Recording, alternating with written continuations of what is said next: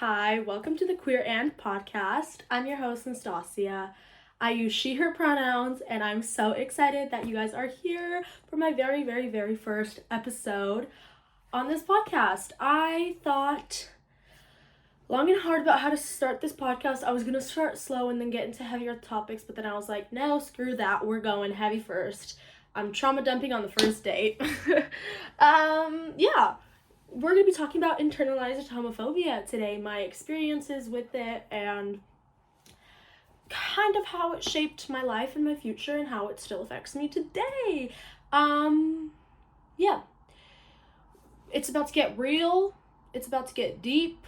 So be prepared for all of that. But without further ado, let's get on to the podcast.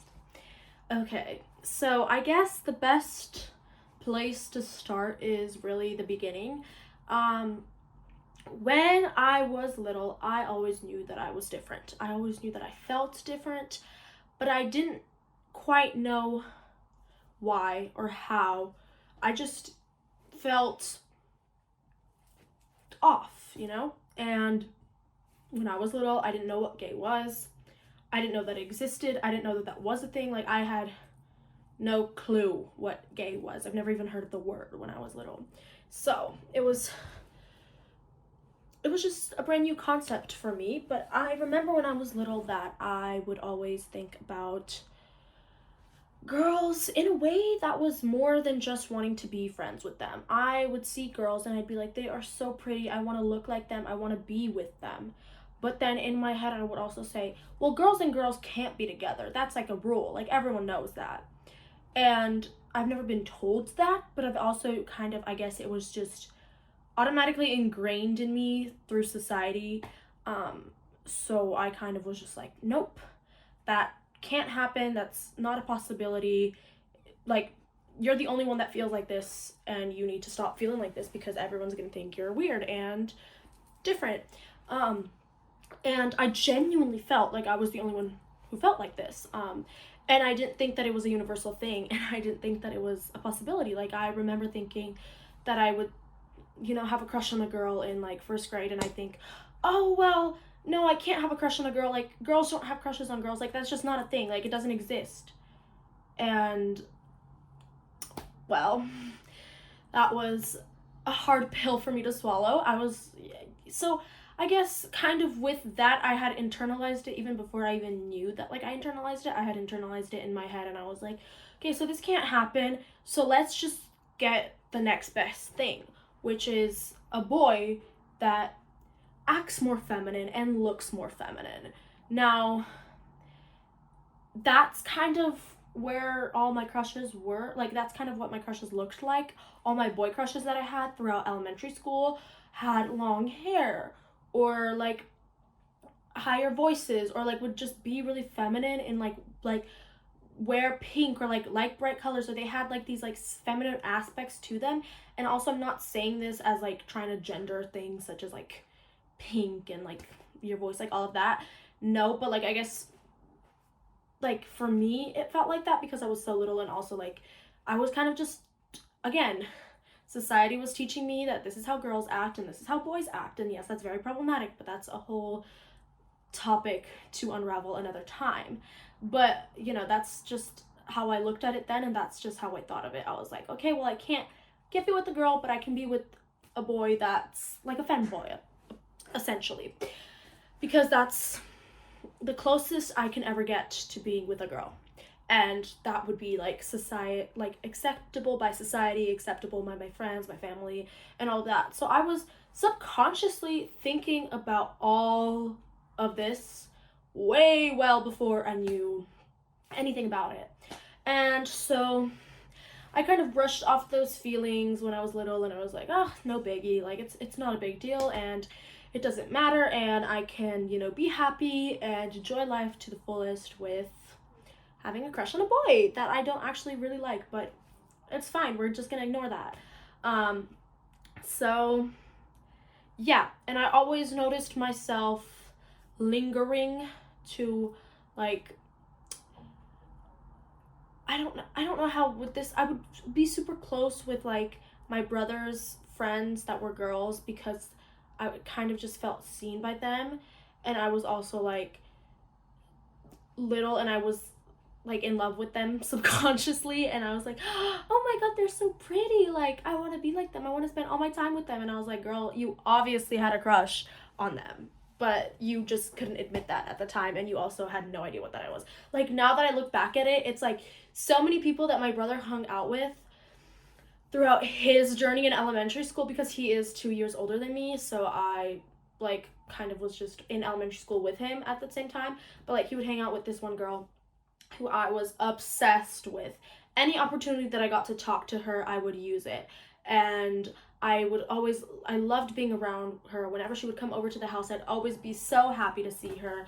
And I was just like, oh my gosh, she's so pretty, she's so beautiful. And yeah, I definitely had a crush on her. So that's, I mean, it's funny now looking back at it because it's so obvious. It was so obvious, but like I was so oblivious to it, and it never crossed my mind. It never crossed my mind for years, and that is insane.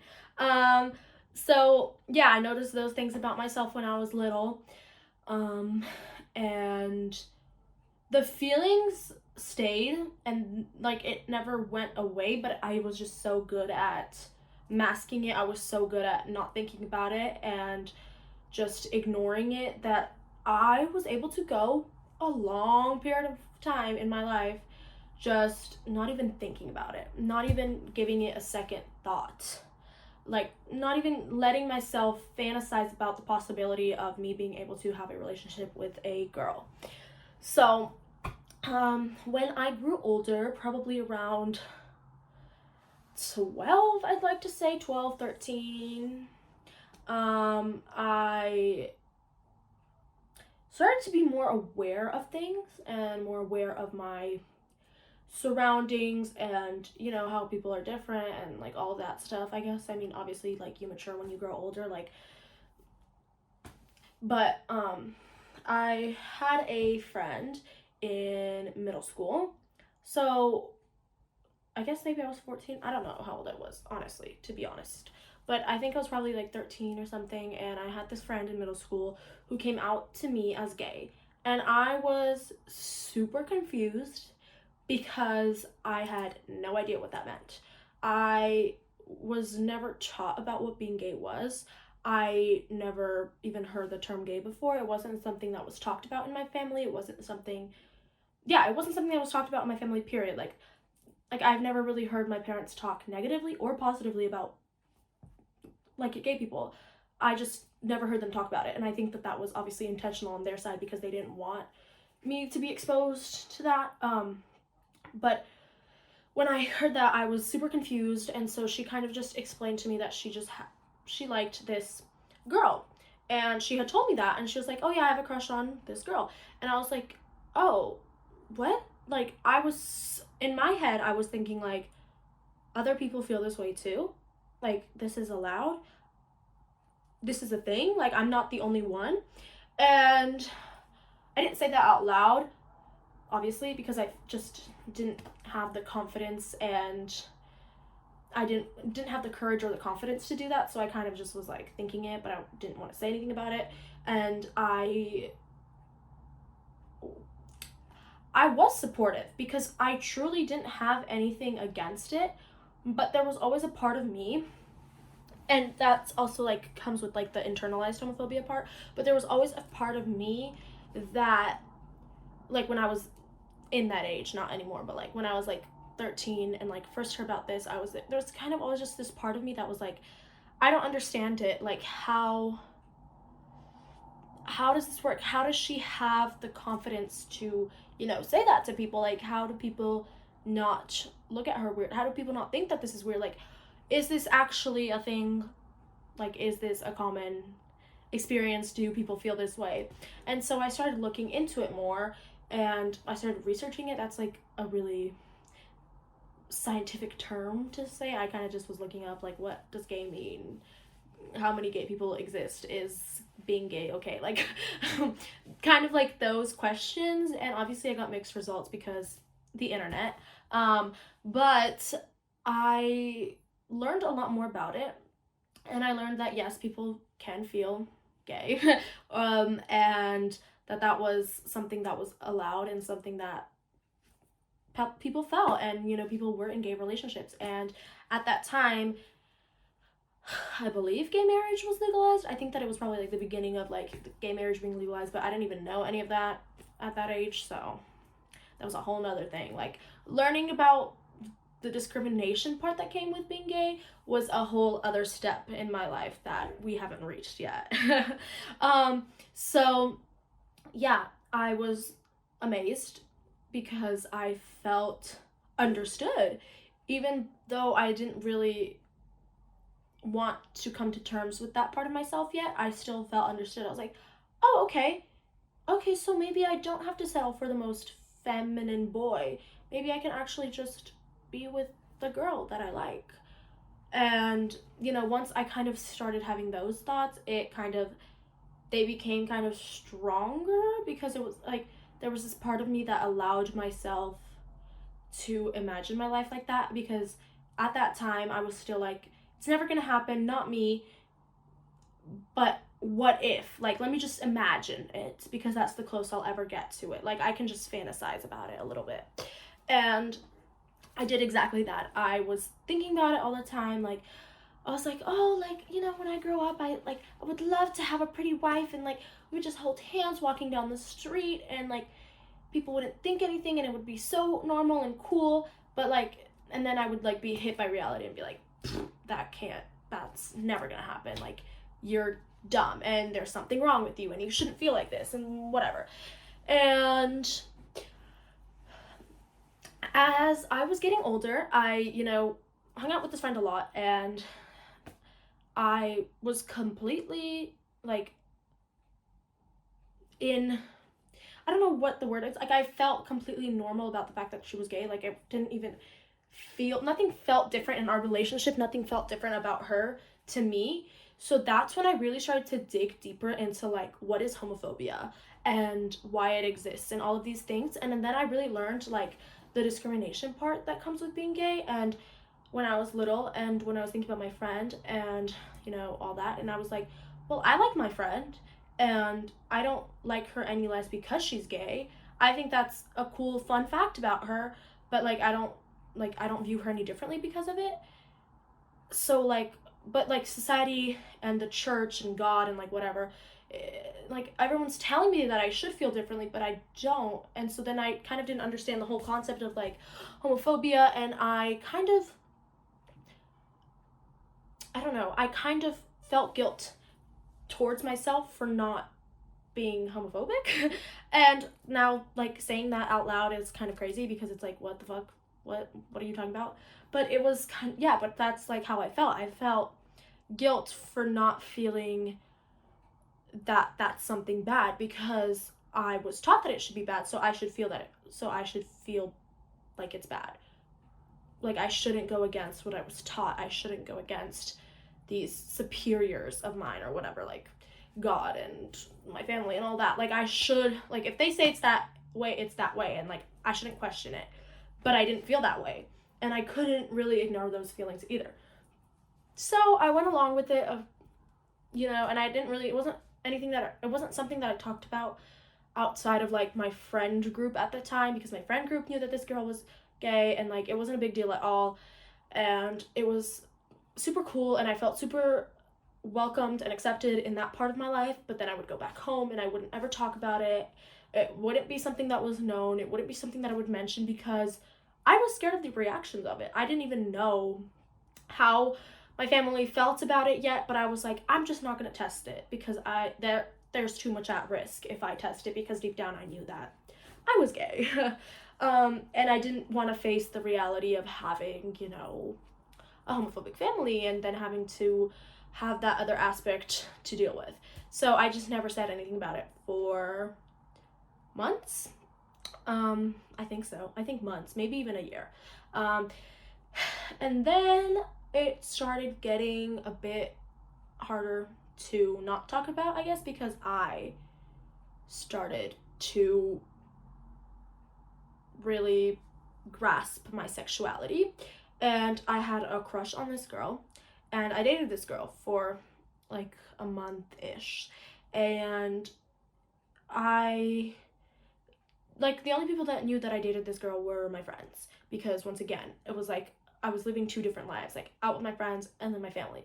And my family didn't know about this girl, didn't know that I even liked girls, didn't know that I was dating a girl. And I was 14 at the time, I believe. And I was dating this girl, and I felt super, like, I felt great about it. And that was all, like, I felt amazing about, like, being in a relationship with her, but every time that I would actually sit down and think about it was living hell. And I don't know how to sugarcoat it, and I don't want to sugarcoat it because it's like a very real experience, and I think that people feel internalized homophobia on so many levels. But for me, it was like, even before I started dating this girl, when I just, like, had fully grasped that, like, I like this girl, and like I like her, like, I can't change that I like her. Like, I can suppress those feelings as hard as I try, but deep down I still like her, and that's just the reality of the situation. Like, I can't hold it in much longer. And so when I realized that I was gay, I I hated myself for a very, very, very, very long time. And I had first come out as bi when I was like 14 to my friends, because I kind of had two coming out moments. Like, one was then was like realizing I like girls, and one of them was realizing that I don't like men.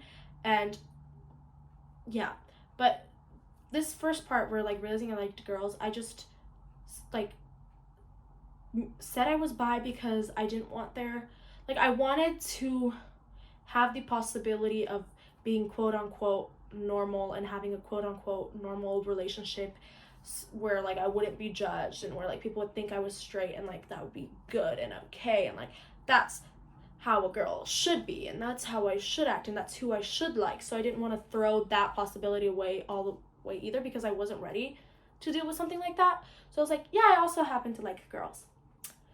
And like that was even just that part where it was just like that little bit of like accepting it, where I was like, yeah, I also like girls. It was living hell because I would like cry, like I would sob for hours and hours and hours when I was home, because I was gay, and I just felt so alone. Like, I couldn't tell anybody because it was the biggest shame of my life. And I was like, this is a thing that my close friends know about because they happen to be supportive, but like no one else is like that, and this is such a shame, and like you shouldn't be like this, and and like all those like classic internalized homophobia like thoughts, I feel like. And so it was my greatest shame at that time. 100% I felt like that. And I would just spend hours sobbing, and then I would also, because I was brought up in a religious household, and I was very religious as a child and in my preteen, teen, adolescence life. Well, like I'm still like a teen now, okay? But like at like 14, at that time, I was very religious, and all of that. So I would pray to God to fix me every single night and every single morning. That is the first and last thing that I did in the day. For months, I would pray to God, sobbing, like, God, please fix me. Please, I don't want to feel like this. And I feel so alone, and I just want you to fix me. And it's like, God, like, I don't care what, like, you can ask me to do whatever when I like come to heaven, or like like it doesn't matter, like, but right now I just need you to fix me. Like, I need to change, like I can't be like this. And I spent so many months in that kind of agony, and I hid it so well. Nobody knew that I was in so much pain, and nobody knew that oh my God, I'm literally gonna start sobbing, and that is so not what I wanted to happen, but it's okay. And nobody knew how alone I felt, except for me. But also at that time, I felt like that was how I should feel, because I had so much guilt and so much shame surrounding my sexuality that I was like, yeah, I should feel like this. I'm supposed to feel like this. This is good. Like, I can beat this. And it may be hard to, like, get rid of these thoughts and, like, beat this and, like, still be a good Christian child and, like, a good family member. But, like, nothing in life is easy. And so, like, I was really, really, really persistent about this. And I was like, no, but it's okay. And then when I, got my girlfriend and I was in a great relationship with her, well, yeah, it was like, I mean, I was 14, like, it wasn't anything serious, but it was like, it was a fun relationship, I feel like. I would just, the prayers would get more consistent, more often, all the time. Whenever I had the opportunity, whenever I was alone, I would just pray and pray and pray, and I'd be like, God, like, I'm so sorry I let you down. Uh, and, like, but you wouldn't help me, you wouldn't fix me. So that's why I let you down, because you wouldn't fix me. But if you would have fixed me, then, like, I would have the opportunity to show you that, like, I'm not gonna make this mistake again. Just fix me. Just, like, rearrange my brain. Like, I literally just wanted God to, like, come down from from heaven and just fucking fix me, like, start over, because I felt like a piece of shit. I don't know how, I just didn't feel like I deserved to be alive. And so I had reached a super depressive episode, because obviously I was praying to God to fix me every day, but I never got fixed because it's not possible. But and so I just kind of felt like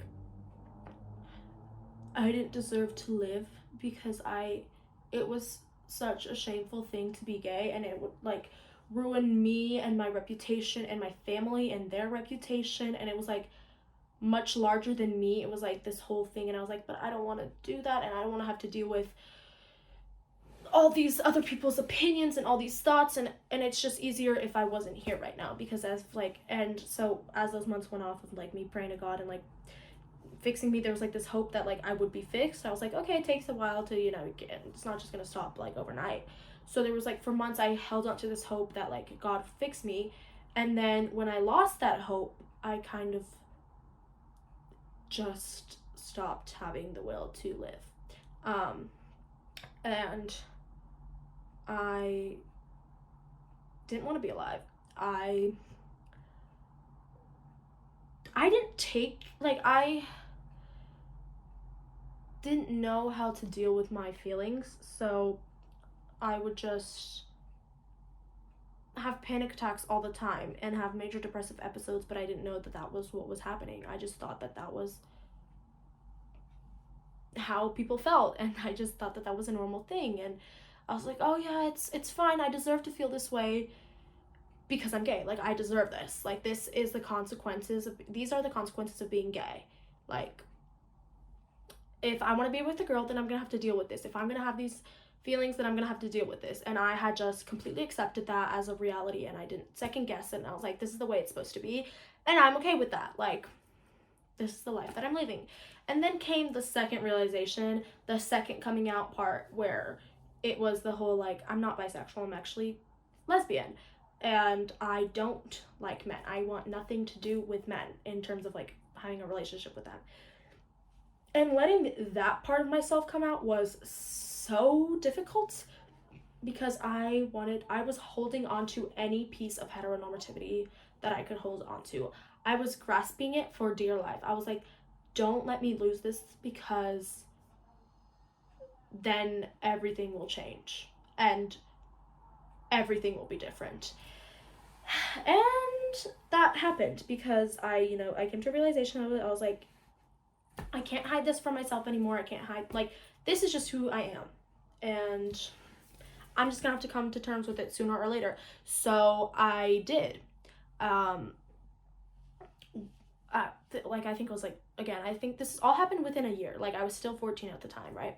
And so I came to terms with that, and no one was really surprised when I told my friends about it. Everyone was like, yeah, you haven't talked about guys, like, ever. and you've seemed so happy when you were in a relationship with a girl that like we kind of just knew, like it was kind of a known thing.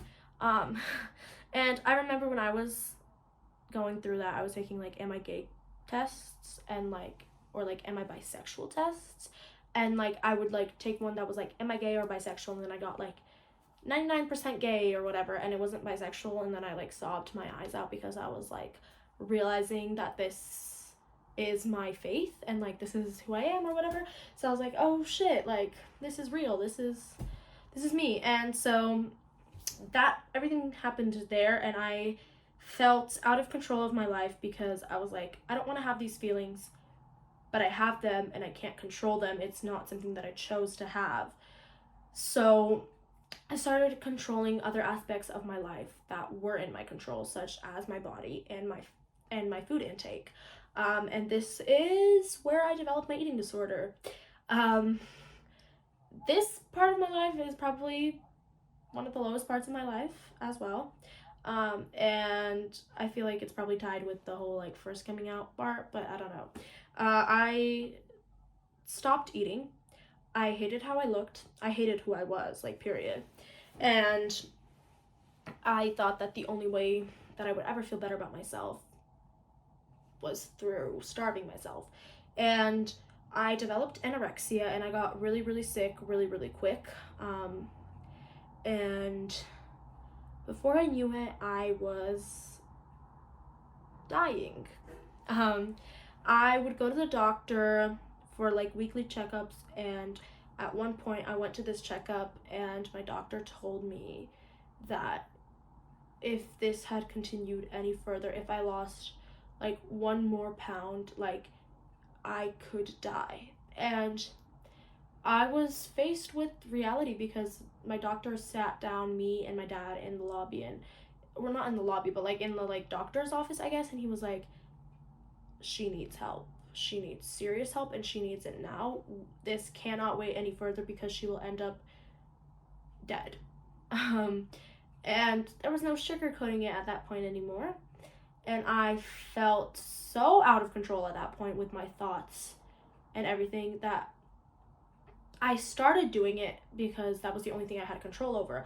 But very quickly, I lost control over that, and the thoughts were just taking over. It was like, just don't eat this, just 2 more pounds, and like all of these like goals and all of these plans and all of these numbers that I tried to achieve, like just all of like it was, I just had lost control of myself completely. I didn't know who I was anymore, and that like I just had lost complete control over my life, my food intake, my body, my everything. It wasn't even about my image anymore. It was about like this whole, like nothing was ever enough. It didn't matter how many pounds I lost. It didn't matter how many calories I didn't eat. It didn't matter how many days I didn't eat. Nothing mattered. I still hated myself. And every single day that I spent in my eating disorder, I hated myself more and more and more and more. And so I went to ED treatments. I got better. It was a long, long, long process. But throughout those 6 months that I spent in eating disorder treatment, I had also fully come to terms with my sexuality and who I am as a person, and I had been out to my brother, who is the most supportive person in the world, but he is still the only family member that I'm out to because it's a scary thing to come out. And when I did it with my brother, I think that really like saved our relationship because I was just like losing, like I didn't have a good relationship with anybody that didn't know that I was gay because it was such a thing that like it was such a important part of who I was that I didn't know that I could share with anyone. So like I would just be so closed off, and that obviously makes so much sense because it's like obviously I'm gonna be closed off when I'm not telling you this huge thing that is bothering me and this huge thing that is like impactful on my life. So when I told my brother, that really kind of sparked our relationship or like healed it, because we were super close when we were little.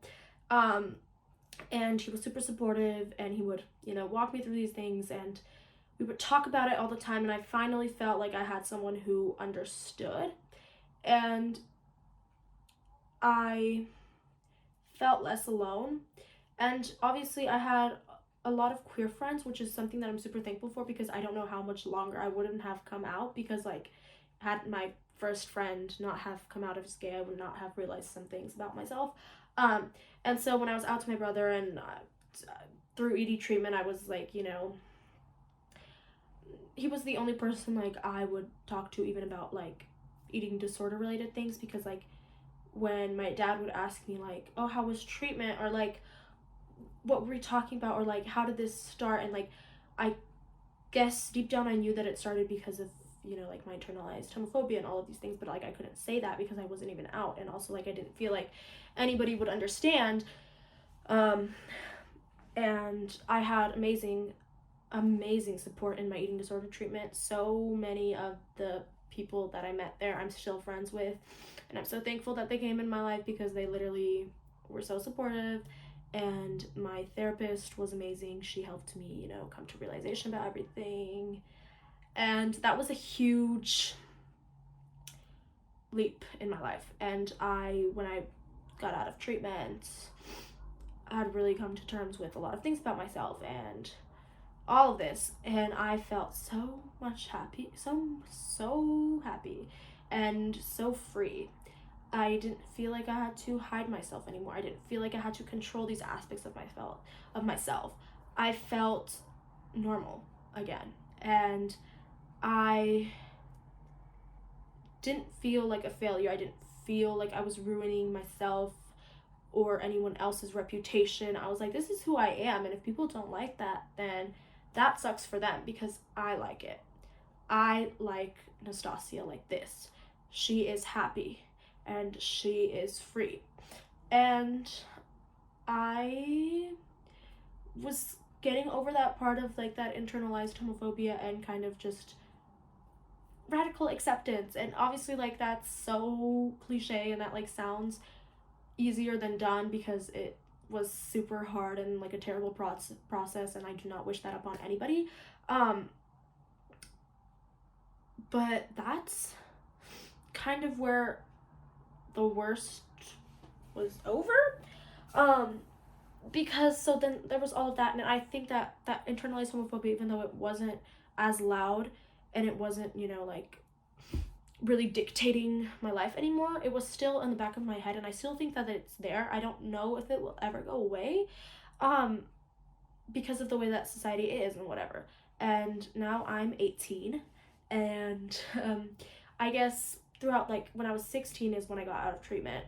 So when I was like 16 and 17, it wasn't, I felt okay with who I was, but then it was kind of worrying about how other people felt about me. And you know, it was a bigger thing. It was like my family, God, religion. I started questioning all these things around me, and I started rejecting the idea that people wouldn't like me for who I really truly was. But then when I, you know, was also hit with reality again, and I don't even know who I met. I just was like such a specific memory, but I know I met someone, and we really clicked, and we had a cool friendship, and then I came out to them, or like I think I mentioned a girl that I liked at the time or whatever, and they completely shut off, and they hated me after it. They didn't talk to me, and they didn't want anything to do with me. And that's when it hit me that, you know, people are horrible, and being gay is just comes with so many horrible like backlash that like shouldn't be a thing. But like I was just, it hit me because I was like, I've known this person for a few months, and like she was really really cool, and like we were really like good friends, and then all it took was that one thing about myself, that like all of the memories and everything that we made just kind of like disappeared, and that felt really shitty. And you know, in those moments, I guess like it would be where like my internalized homophobia would come back and be like, oh well, you deserve it, like you should feel guilt, you should feel shame. And now I know how to deal with it, and now I know that like the thoughts are there, and it's okay that they're there, but I don't agree with them. And that's also, I started therapy, well I guess like with eating disorder treatment. That's when I really was like in extensive therapy. And I'm still in therapy now, and I think it was like such a great choice for my life because I'm a mess. But I like something that I learned in therapy is like you can have these thoughts that are not great, and but it doesn't mean that you have to agree with them, and it doesn't mean that you have to listen to them. Like I can still have thoughts that I should feel guilty and I should feel shame for being gay, but I do not have to agree with those thoughts, and I do not have to listen to those thoughts. Um, and that's kind of how I live my life now. Like I acknowledge that those thoughts exist in me, and I wish that they didn't, but they do, and I can't change that. But I also don't agree with them at all, and I don't engage in them, and I don't listen to them because that's not who I am anymore. And yeah, and so I guess this is kind of like that was kind of like a recap of my entire experience, but I guess with that, like I wanted to add on a few things, and that being said is like I think one of the main reasons that I felt like this when I was a child, and that like I've had all these thoughts throughout my life, is because I was never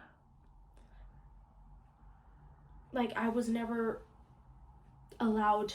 I never felt like I was allowed to be gay as a child because it was something that was never talked about, so I just assumed that it was a shameful thing. And I had heard a few homophobic comments here and there by my family, and like as I grew older I realized that like wow, my family is actually homophobic, and like I better keep this my biggest darkest secret ever, because once it's out, like it's not like people aren't gonna like it.